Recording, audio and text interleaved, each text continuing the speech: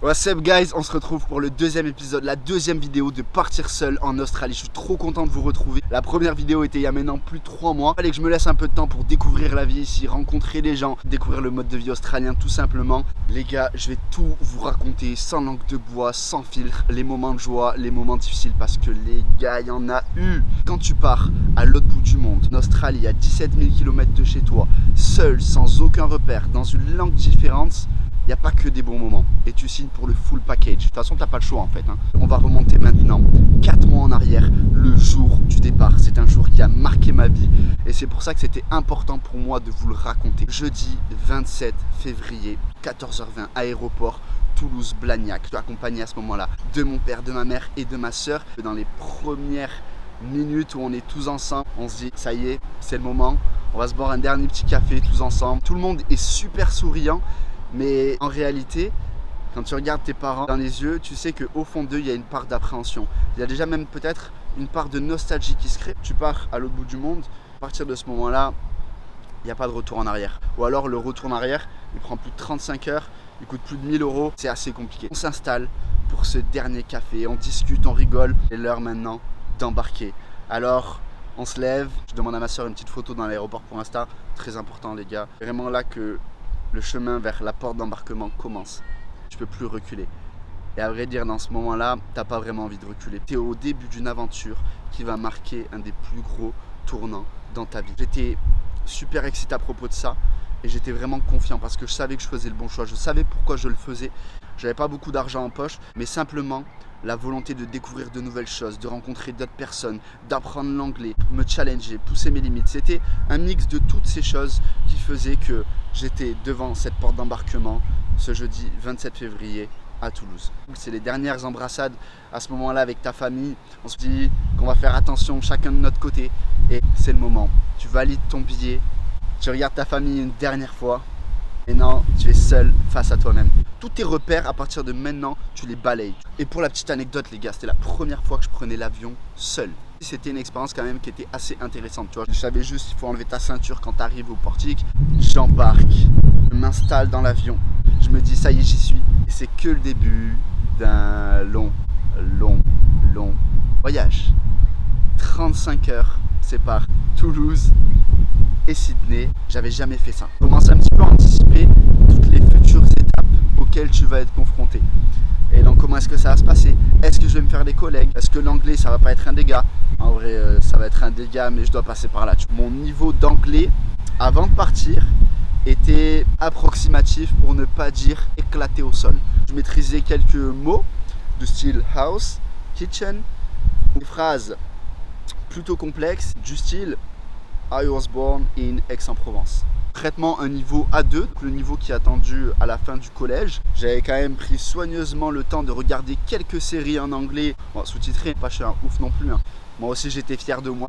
On a bien rigolé en Australie, il faut y aller, il faut se dire on verra. Fais confiance à la vie mon pote. Là j'arrive enfin à Francfort. À Francfort. Francfort tellement. Là les gars, je me dis ça va manger un petit peu. Je vois pas quoi, ils vendent des mini bouteilles de vin, genre de la taille d'un verre, tu vois. Là je me dis mon pote, roue libre. J'étais là à l'aéroport, j'avais une escale de 5 heures. Tac, petit verre de vin. Arrive enfin le moment tant attendu, le moment où tout va vraiment basculer. Puisque je vais passer de Francfort à Bangkok. 11 heures de vol, tu as vraiment le temps de te poser. Tu peux écouter ta meilleure playlist. Le voyage en réalité est passé super vite, t'es tenu par l'excitation. C'est bien aussi parce que dans l'avion ils passent avec leur petit chariot comme ça, ils disent vous voulez une petite boisson? Ouais, vous avez quoi tu vois? Moi j'étais à l'aise, donc le gars m'explique un petit peu, j'avais le choix, vin rouge, vin blanc. Vous donnez du vin dans l'avion comme ça? Je te dis je me sens à l'aise pendant tout le trajet. J'arrive à Bangkok, je commence à parler chinois. On me demande des papiers de ouf. J'avais tout anticipé, j'avais ma petite pochette, comme toute personne un peu organisée. Tac, tout bien rangé, le visa plutôt carré quand même. Mais tu sais genre ça dure grave longtemps, tu vois. Et non moi je suis là, je subis. Et en plus ils ont un accent un peu. J'ai vécu quelques situations un peu gênantes et ça fait partie de ce qui est fun et des bons moments et des bons souvenirs. J'arrive enfin à passer différentes portes, je marche des couloirs, ça fait environ 20 heures que je suis en train de voyager.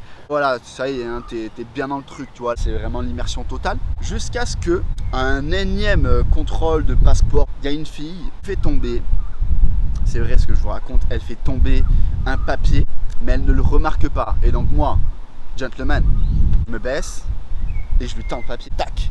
Et là, elle me lâche son meilleur thank you. Et alors là, mon pote, tu les reconnais les Français à demi. L'accent français, peu importe où tu te trouves, tu l'entends. Elle me dit thank you. Je regarde, je fais avec plaisir. Ah, t'es français et tout.